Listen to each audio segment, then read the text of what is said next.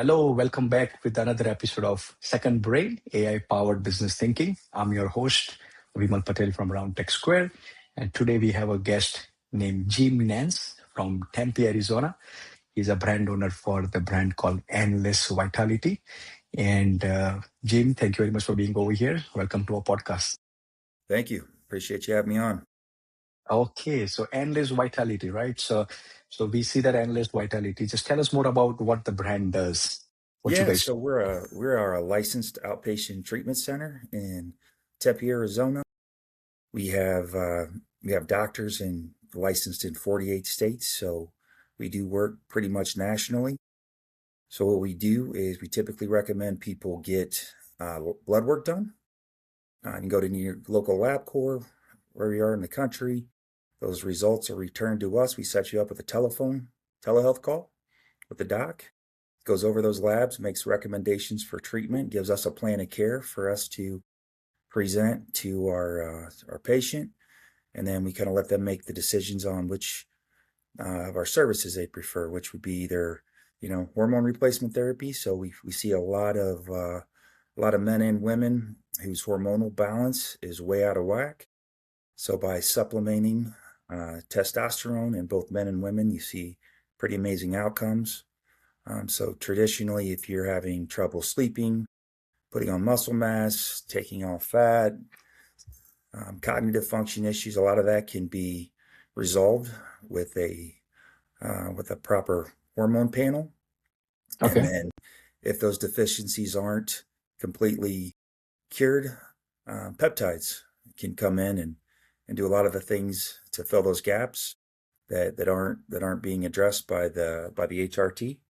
And that's true in both men and women. Now, the FDA came out about 3 months ago and said that they had given out inaccurate information on hormone replacement therapy. They said for years that it causes cancer. It does not.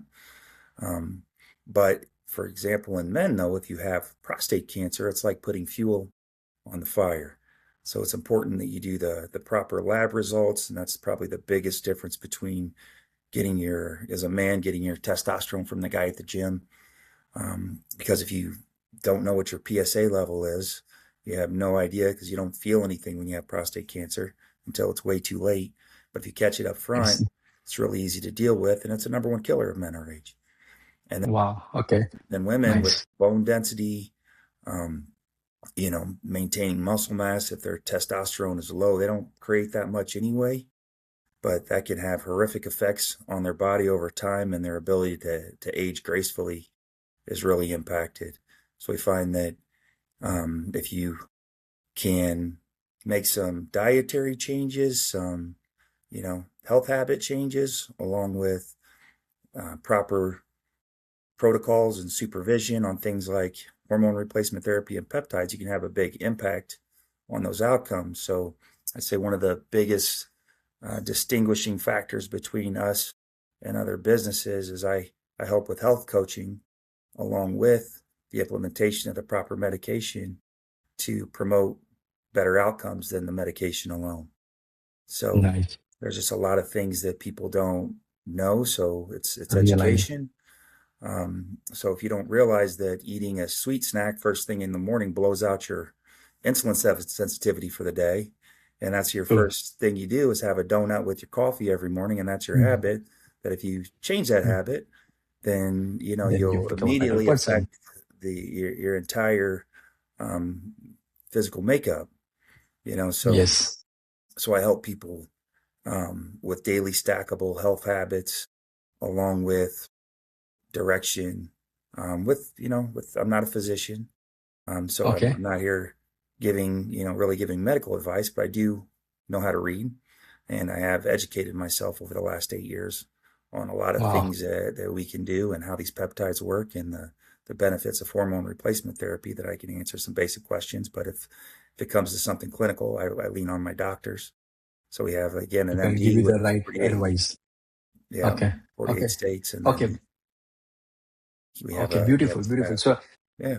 I think what I'm hearing is that you are really working for humanity in a way where right habits, right things with the use of right information and data point, it can just, kind of help them out to become a good human internally, other than externally, and then just have that system works efficiently, like our computers, or like our any of this machine that require a lot of balance in terms of, like, having for a long longevity of the life. So very nicely said that. Now here is my hottest question, right? Doing all this nice and then best thing possible for mankind, how are you using technology in your business at Endless Vitality? Like, what is the use of technology in terms of doing this wonderful thing?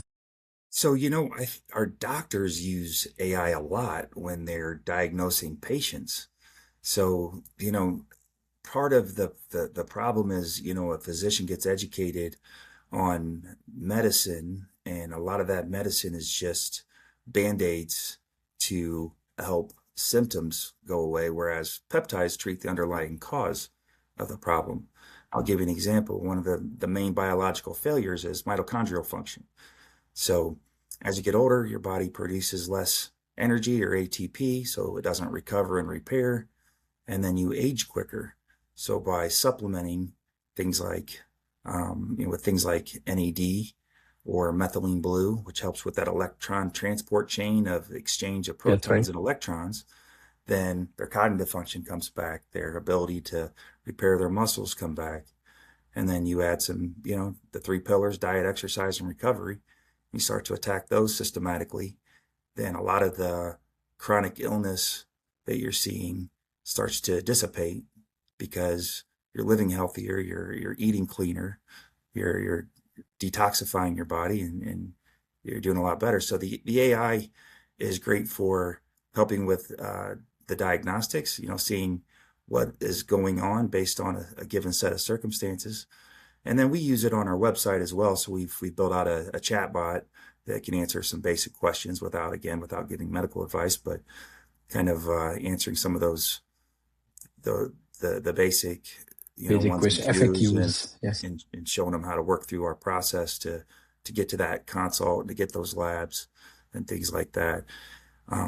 Now, where we're looking to move forward to is having that integrate with our medical record system to be able to track these outcomes based on our protocols, and then also with the follow-up system. So right now, our workflow is, we have it set up. So I know if you took 8 weeks of medication, I have a system in place that says, hey, on the 7th week, I'm going to reach out, see how it went, and Spawn. Okay, then nice.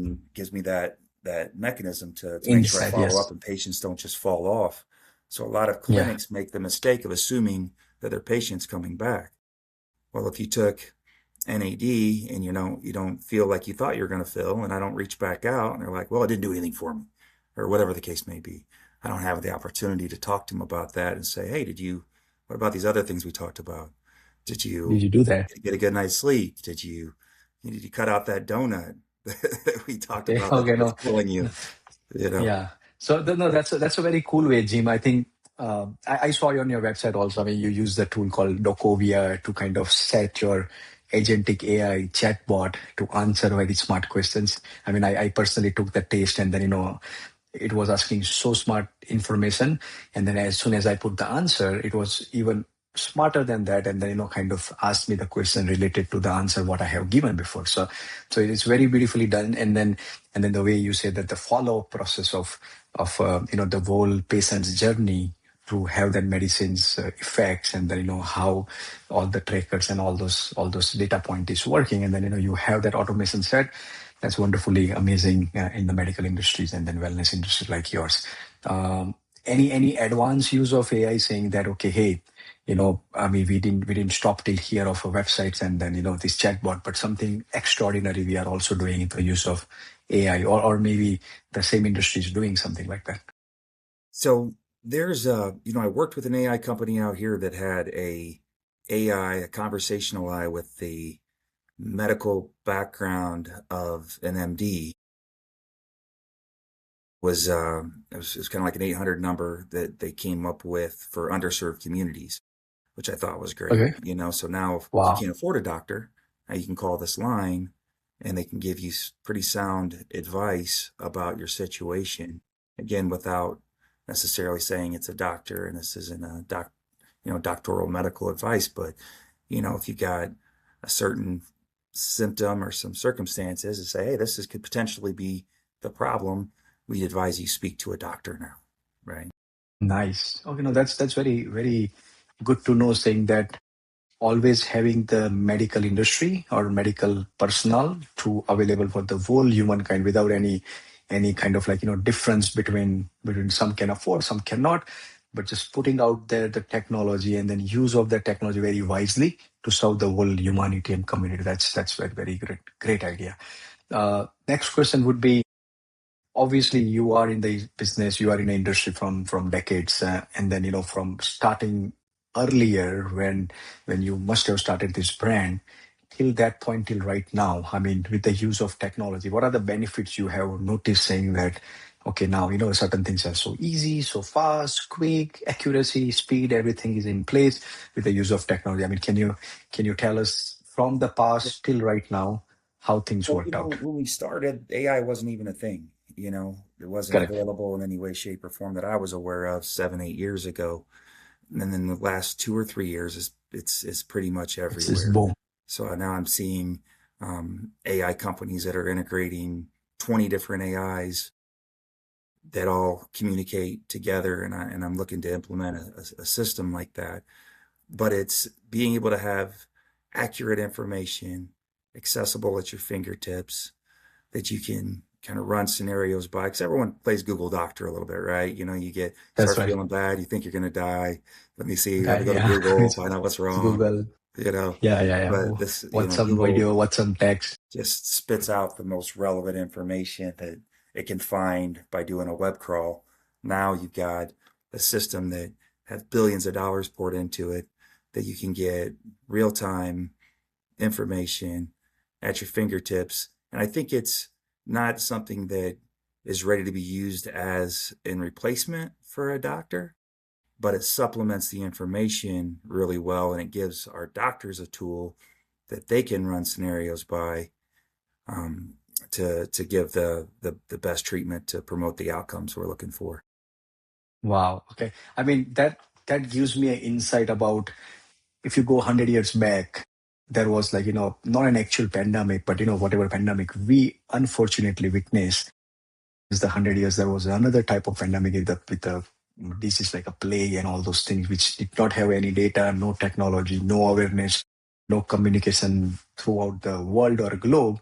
And then there are a lot of damage happened with the mankind and humanity, versus cut 200 more years, and then there are a lot of information. We still had a bad situation with the whole virus stuff and stuff like that, but with the use of technology we could control that, we could communicate, we could make people aware, make them understand about like what's happening, and then how can you take care of yourself with this thing. So that's amazing. And then the way you said, with those years of your 8 9 years of your like journey with the brand, that's what happened pretty much in the same industry. So very nice. Next question would be, let's say the future scenario of the same question, that what would be that one process, or what would be that one thing which you are doing in the business and then the whole industry of yours doing in the business, that can still solvable with the use of tech and AI. If you can just run through us with that scenario, saying that okay, hey, I dream that this particular thing is still solved by the tech and AI, that would be like very nice for us, very good for us. It gives us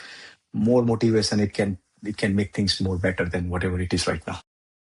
So what we kind of lean towards is functional medicine.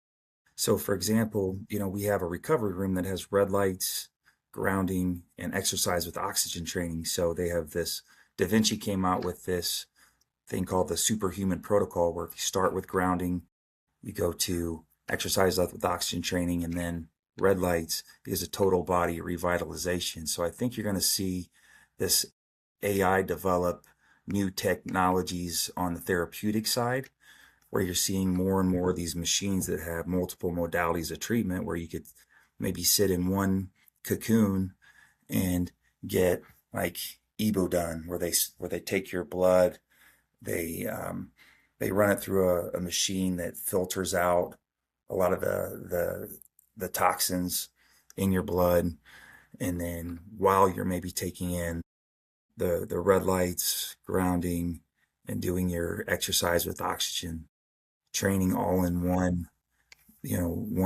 one simple machine.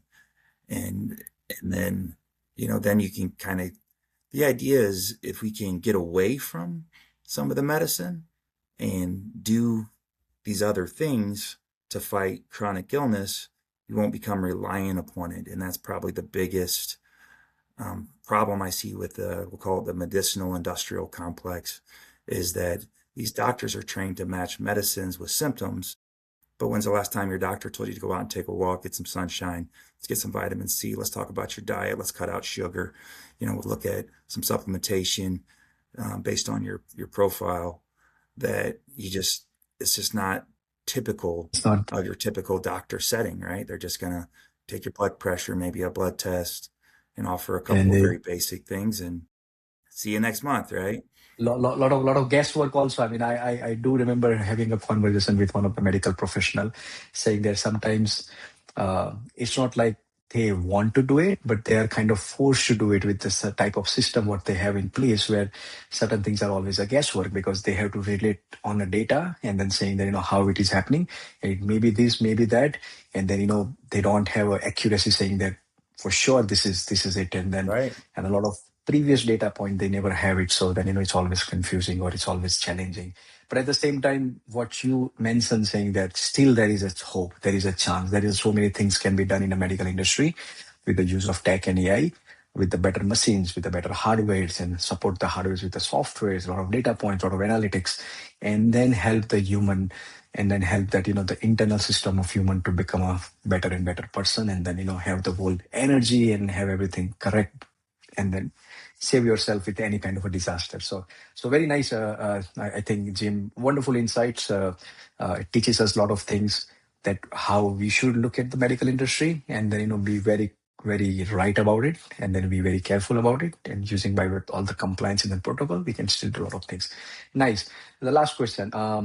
Where can we find you? Like, if I wanted to take one of your therapy, and then, kind of Yeah. learn more about it, and then just kind of lean towards knowing my body internally, and then, do the right thing, where should I meet you? Where should I find you on? So you can go to our website to get started and hit our medical history form at the top of the site at endlessvitality.com. And from Okay. there, we'll reach out and kind of do an initial assessment to see whether it looks like you need labs or if you were just interested in a peptide, maybe.